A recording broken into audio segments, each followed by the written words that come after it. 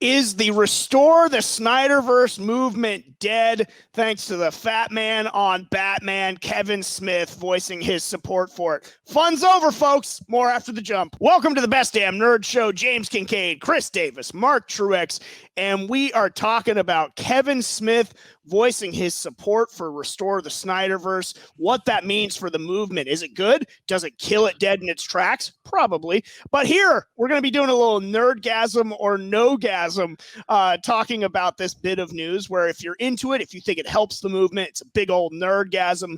If you think Kevin Smith just trying to coattail on another thing is not a good idea, you can give it a good old no-gasm. But let me read some of his comments about restoring the Snyderverse. And this comes from his Fat Man Beyond podcast. He said about the Restore the Snyderverse movement, I'm all for it, man, especially if it's like on HBO Max. Like, effing do it all. Do the long cut of Suicide Squad. Let David Ayer go back in and throw Zach a bunch of money every other year to make a bleeping thing, man. He also offered words of advice to the fans that are eager to hashtag Restore the Snyderverse and to let them know to not drop their HBO Max subscription. Is Kevin Smith bought and paid for by the WB people? Could be. He says this is the only way to do it. Don't drop your HBO Max subscription. Make sure nobody drops their HBO Max subscription so that HBO understands that you were there for that, and maybe you'll get more. That's how you got it in the first place, the expectation that you would show up, and then you showed up. So now it's possible to extend the life of this. So Kevin Smith weighing in his involvement in the Restore the Snyderverse movement. I used to be a big Kevin Smith fan. I think he's become sort of a soulless shill later on in his life, crying at the drop of the hat in every movie, taking a selfie of him fake crying, just liking everything, and then years later redacting his reviews and claiming that he was never for it all along. So this is a hard no-gasm from me. I feel like he's just sort of ending the party for all of us by weighing in. He's like that Steve Buscemi meme, how do you do, fellow kids? So no-gasm for me. But Mark, I know you're a fan. What say you? Dude, nerdgasm over here. I think this sounds amazing. First of all, Kevin Smith, I'm in. I'm still in with Kevin Smith. Him being like a creator that's always gone back to his own honey holes of like, let's keep remaking these things that I'm just a fan of that I've already done. Why wouldn't he support other creators going back and doing that, especially if fans want it? What Kevin Smith does is a lot of just fan service for his fans. He does a lot of self-service. And as far as him bought and paid for by HBO, he's in bed with Netflix right now. And yeah, I know you're all excited for that. The last blockbuster, the Masters of the Universe coming up. Could have gotten a better celebrity, but whatever. Yeah. I think it's wonderful that he's backing this play for Zack Snyder and for continuing down this train of letting creators do some other things that they want to do and let them do their vision. Keep the studios out of what they want to do. Supporting it. Dude, this is about creator rights. This is about letting the directors make what they want and keeping the studios out of it. Kevin Smith came up from art film background. Creators like Bob Kane, who created Batman. Davis, where do you come down? Nerdgasm or no-gasm on the Fat Man on Batman? The Fat Man on Batman is always a hard no-gasm for me. I've never really liked Kevin Smith. Ever. Okay. I don't get it. I don't get him. He started maybe when he first started, he really kind of stood for what he did, but now it just seems so bought and paid for all the time. Like he's just trying to appease anybody he can just to get a leg up.